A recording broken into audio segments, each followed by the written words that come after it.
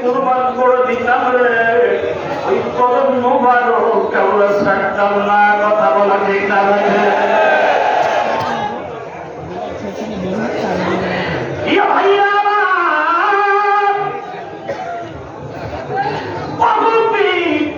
দেখেছি মুরিদের কাছে গায়ে টাকার জন্য, মুরিদের কাছে সম্পদ চায়, মুরিদের কাছে অর্থ চায়। এমন এক মহান সাধক আমরা পেয়েছিলেন, কোটি টাকা দেওয়ার পরেও কোনদিন টাকার দিকে তাকান নাই। মুরিদ মুখে আপন মুর্শিদের সামনে যখন মুরিদ হাজির হইত, ওই চাঁদের দিকে তাকাইয়া ডাক দিয়ে বলতো, বাবা রে কত কষ্ট করে কার দরবারে আসছো, তোমার চেহারা বলিল হয়ে গেছে বাবা, আগে খাও তারপরে আমি তোমার সাথে কথা বলবো।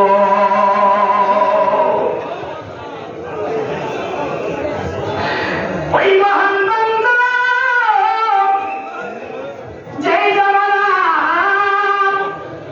মা সন্তানের জন্য কাঁদে না, বাবা তার সন্তানের খবর রাখি না, ওই জামানা আজকে মুর্শিদ আপন মুরিদের জন্য রাতি ঘুম আসে না। মুর্শিদ আমার এ বলিয়া কি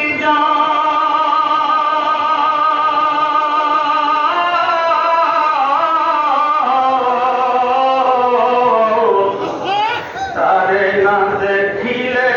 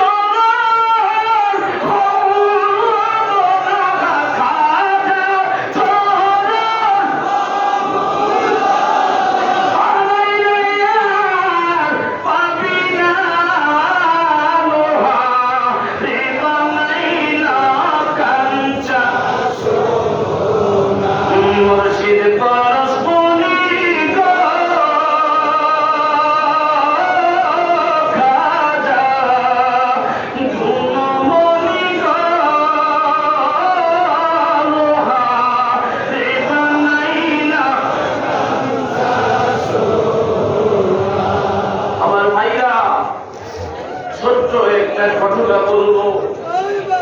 আমার খাতায় পুরী কত বড় মহান আগুন ছিল, তার লক্ষ লক্ষ মুরিদদেরকে দেখলে আজকে বোঝা যায় রে, একজন বার্ষিকীর টিচার যখন ভালো হয়, ওই বার্ষিকীর ছাত্র ভালো হয়, ওই বার্ষিকীর টিচার যখন ভালো হয়, ওই বার্ষিকীর জন্য সারা পৃথিবীতে আলোড়ন তৈরি হয়ে যায়।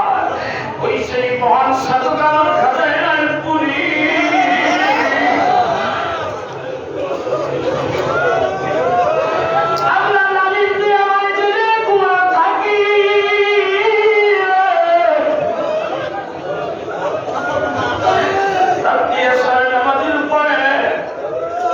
আমার খাতায় পুরী যখন ঘুমাইতে চাইতো, পুরীর দেখে ভাই বলিয়া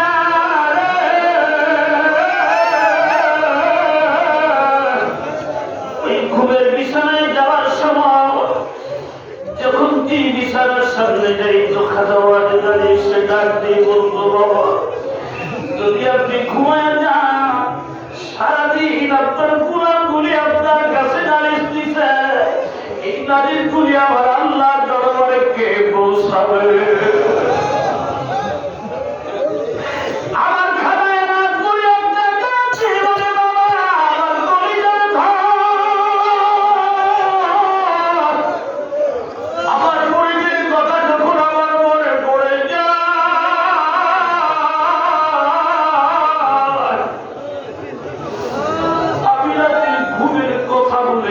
আনন্দ